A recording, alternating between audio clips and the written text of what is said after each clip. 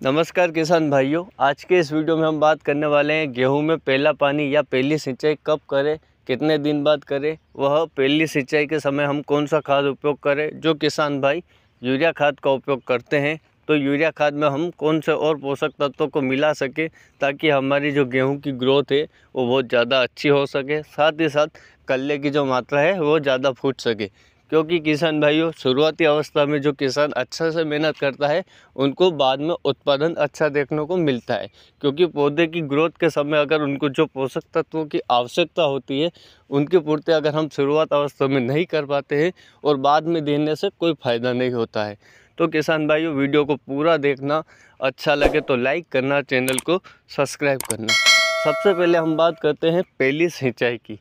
तो किसान भाइयों, पहली सिंचाई वैज्ञानिक विधि के अनुसार तो 21 दिन के आसपास की जाती है, लेकिन किसान भाइयों के पास अलग टाइप की मृदा होती है। बहुत सारे किसान जो होते हैं उनके पास रेतीली मृदा होती है, बहुत सारे किसानों के पास काली मिट्टी है, बहुत सारे किसानों के पास दोमट मिट्टी है। ऐसी अवस्था में आप फिक्स 21 दिन में सिंचाई नहीं कर सकते, क्योंकि अलग अलग प्रकार की जो मृदा है, अलग अलग प्रकार की जो मिट्टी है, उनकी जल धारण क्षमता भी है अलग अलग होती है। तो जिन किसानों के पास रेतीली मृदा है वह 15 से 20 दिन के अंतराल में गेहूं में पहली सिंचाई कर सकते हैं। जिन किसानों के पास अच्छी जल धारण वाली क्षमता वाली जो मिट्टी है वह जो है 20 से 25 दिन के अंतराल में अपनी पहली सिंचाई कर सकते हैं, पहला पानी दे सकते हैं। और जो किसान भाई ने लंबी वैरायटी या ज़्यादा उत्पादन देने वाली वैरायटी का उपयोग किया है, जिनमें 6 सिंचाई की आवश्यकता होती है, वह 21 से 22 दिन के अंतराल में पहली सिंचाई कर सकते हैं। किसान भाइयों, आपने कौन सी वैरायटी लगाई है वो मुझे कमेंट करके ज़रूर बताना। वीडियो को लाइक करना, चैनल को सब्सक्राइब करना। अब हम बात करते हैं पहली सिंचाई के समय हमें कौन सा खाद देना चाहिए। जिन किसान भाइयों ने बुआई के समय DAP यानी कि 1846 या फिर 12-32-16 इफ़को का जो आता है उसका उपयोग बीज बुआई के समय किया है, उन किसानों को पहली सिंचाई में यूरिया का उपयोग करना है। और जिन किसानों ने DAP और 12-32-16 का उपयोग बुआई के समय नहीं किया है, उन किसानों को 12-32-16 का उपयोग पहली सिंचाई में करना है। किसान भाइयों, 12-32-16 वह यूरिया, इन दोनों में से आप जो भी खाद लेना चाह रहे हो वो आप ले सकते हो। वो आप पे निर्भर करता है कि आपने बुआई के समय कौन सा खाद दिया है और बुआई के समय कौन सा खाद नहीं दिया है। किसान भाइयों, अब मैं बता दूं, आप जब पहली सिंचाई में अगर यूरिया खाद का ही उपयोग करना चाहते हो तो आप यूरिया खाद के साथ कौन कौन से अन्य पोषक तत्वों को मिला सकते हो। सबसे पहले मैं बात करूंगा जिंक की। जिंक एक ऐसा पोषक तत्व है जो कि भारत की जो मृदा है उसमें उसकी सबसे ज़्यादा कमी पाई गई है।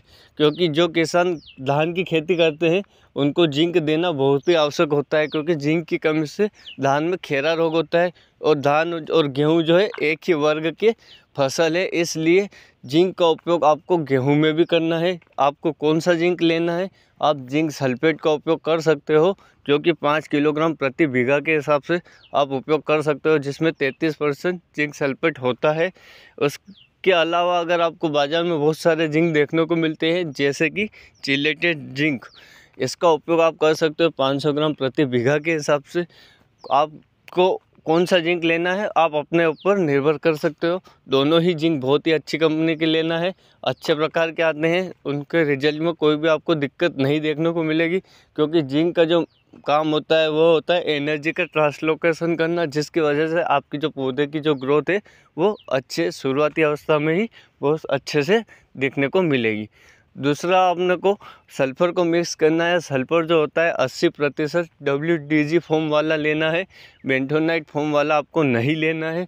आप अगर पाउडर वाला सल्फ़र लेते हो तो वह जो है फंजीसाइड का काम करेगा, जो कि आपके गेहूं के फसल में किसी भी प्रकार के फफूंद की जो समस्या होती है बुआई के बाद और पहली सिंचाई के बीच में, जो भी फफूंद जो आती है उनको कंट्रोल करने के लिए आपको सल्फ़र का उपयोग करना है। सल्फ़र जो होता है वह है कॉन्टैक्ट बेस फंजीसाइड होता है, जिसकी वजह से आपके फसल पर जो शुरुआती फफूंद लगे हैं उनको यह रोक सकता है। किसान भाइयों, हमने यूरिया के साथ जिंक व सल्फर को तो मिक्स कर लिया है। अब बारी है बोरान की। बोरान जो है ऐसा सूक्ष्म पोषक तत्व है जिसका उपयोग करने से आपको जो पौधे की जो ग्रीननेस के साथ साथ जो कलर फूटने की जो क्षमता होती है उसको अधिक मात्रा कर देता है। साथ ही साथ जो है बोरान जो है फास्फोरस की उपलब्धता को भी इंक्रीज़ कर देता है, जिसकी वजह से आपके पौधे में जो ग्रोथ होती है वो बहुत ही अच्छी देखने को मिलती है। किसान भाइयों, जब आप यूरिया के साथ जिंक, सल्फर और बोरान को मिक्स करके अपने खेतों में डालते हो, उसके बाद अगर आप सिंचाई करते हो तो आपको इसका रिजल्ट तुरंत नहीं, आपको 1 सप्ताह के बाद आपको अपने गेहूं में ग्रोथ ही अलग देखने को मिलेगी। क्योंकि किसान भाइयों, यह प्रैक्टिकल ज़्यादातर किसानों ने नहीं किया है, क्योंकि ज़्यादातर किसान जो होते हैं सिर्फ और सिर्फ यूरिया का उपयोग करते हैं।